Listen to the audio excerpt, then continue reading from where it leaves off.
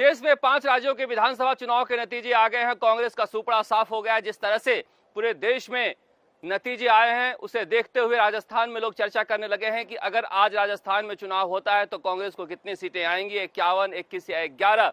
आपको सुनकर आश्चर्य होगा, मगर लोगों की अगर ऐसी सोच है तो इसमें कोई गलती नहीं है, क्योंकि जिस तरह से नतीजे कांग्रेस के लिए आए हैं, कांग्रेस के लिए आत्मावलोकन का समय है। लेकिन कांग्रेस ने कब सिंहावलोकन किया है? कांग्रेस को ऐसा लगता है कि हम तो राजा हैं और किसी दिन बीजेपी गलती करेगी तो हम वापस आ जाएंगे। इस इंतजार में बैठे लोगों को धक्का लगा है। उत्तर प्रदेश में जिस तरह से नतीजे आए हैं, साफ दिखा दिया है कि मोदी और योगी की जोड़ी, जो MY समीकरण था, वो अखिलेश यादव के मुस्लिम यादव समीकरण पर भारी पड़ा है। जिस तरह से पिछड़े वर्ग के नेता भाग कर गए थे, वो सारे नेता जिस तरह से हारे हैं, साफ हो गया है कि जात की राजनीति अब इस देश में बहुत लंबा नहीं चलने वाली है। अब देखिए किस तरह से पंजाब में कांग्रेस की हालत हुई है। उत्तर प्रदेश में दलित की राजनीति करने वाली मायावती खारिज कर दी जाती हैं और तब कांग्रेसियों को याद आता है दलित कार्ड, और वह चन्नी को दलित चेहरे के रूप में प्रोजेक्ट करते हैं और चन्नी खारिज कर दिए जाते हैं बुरी तरह से पंजाब में। तो क्या संदेश है कांग्रेस के लिए, क्या संदेश छिपा है इन 5 राज्यों के विधानसभा चुनाव के नतीजों से? यह कांग्रेस को सोचना चाहिए। मगर मैं फिर कह रहा हूं कि कांग्रेस ने कब सोचा है? कांग्रेस इस इंतजार में थी कि समाजवादी पार्टी कम से कम उत्तर प्रदेश में जीत जाए तो हम खुश इस बात के लिए हो जाएंगे कि नरेंद्र मोदी के करिश्मे का खात्मा शुरू हो गया है, मगर परिणाम उल्टे आए हैं।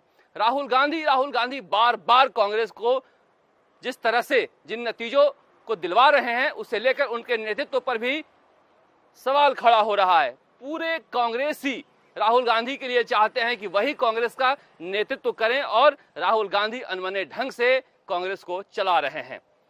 पहली बार ऐसा मुझे लगता है कि पूरी दुनिया के इतिहास में कांग्रेस जैसी सबसे पुरानी पार्टी का राष्ट्रीय अध्यक्ष चुनाव हो रहा हो और वो चुनाव प्रचार करने की हालत में नहीं हो। सोनिया गांधी की बात कर रहे हैं, सम्मानित नेता हैं, मगर उम्र हो गई है, बीमार रहती हैं, वह कहीं प्रचार करने नहीं जा सकती हैं और वह राष्ट्रीय अध्यक्ष हैं। कांग्रेस कितनी बीमार है यह इस बात से इसका अंदाजा लगाया जा सकता है, मगर उस बीमारी का इलाज कहीं खोज नहीं रहे हैं। अब देखिए, अमरिंदर सिंह के बारे में सबको पता था कि वो खारिज हो रहे हैं। 13,000 से वोटों से वो हारे हैं। आप सोच सकते हैं क्या स्थिति है पटियाला में। खैर, हारे तो सिद्धू और चन्नी भी हैं, मगर जब बदलाव करना था तो इतनी देरी से क्यों कि 80 साल के अमरिंदर सिंह के ऊपर कांग्रेस कौन सा भरोसा लगाकर बैठी हुई थी कि चुनाव के 3 महीने पहले वो चरणजीत सिंह चन्नी को चुनती है, और चुनती भी किया है कि दलित कार्ड क्या होता है? आप जनता के सामने एक रोड मैप दीजिए विकास का, आगे के अपने विजन का, लेकिन दलित कार्ड खेला। पंजाब के दलितों ने ही चरणजीत सिंह चन्नी को वोट नहीं दिया। तो जिस धर्म की राजनीति के खिलाफ कांग्रेस जाति की राजनीति का कार्ड लेकर आई थी, उसका नतीजा पंजाब में देखने को मिला है। कहा जा सकता है कि अगर समय रहते किसी करंट मारने वाले नेता को पंजाब की कमान दिए होते तो हो सकता है कि वो आपकी आंधी का मुकाबला कर पाता। उत्तराखंड में देख लीजिए, जो हरीश रावत पिछली बार मुख्यमंत्री रहते हुए 2-2 सीट से चुनाव लड़ने के बाद दोनों सीट हार गए थे, उन्हें इस उम्र में 80 के आसपास होने जा रहे हैं, वो मुख्यमंत्री बनने के लिए उत्तराखंड पहुंच जाते हैं और धमकाकर चुनाव अभियान समिति का अध्यक्ष भी बन जाते हैं और मुख्यमंत्री बनने के लिए लॉबिंग भी करने शुरू कर देते हैं।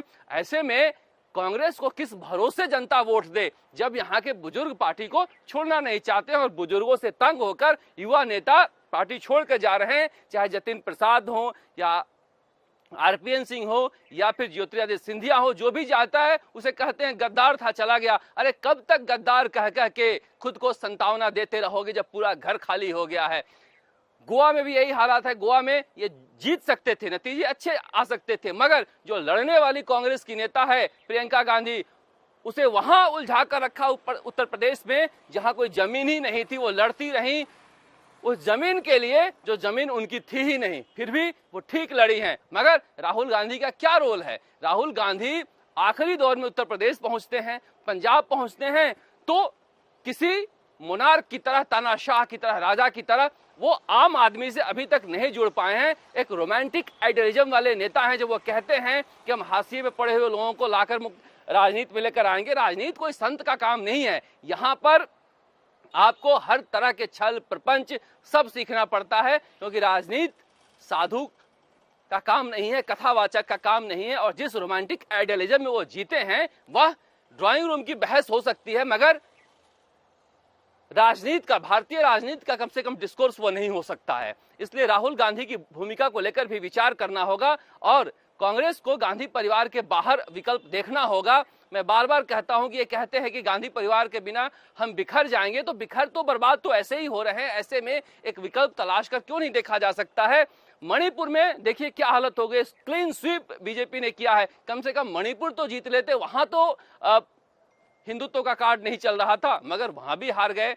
इसलिए बड़ी चुनौती है कांग्रेस के लिए कि यहां से कैसे खड़ा हो पाएंगे। अब राजस्थान में क्या होने जा रहा है।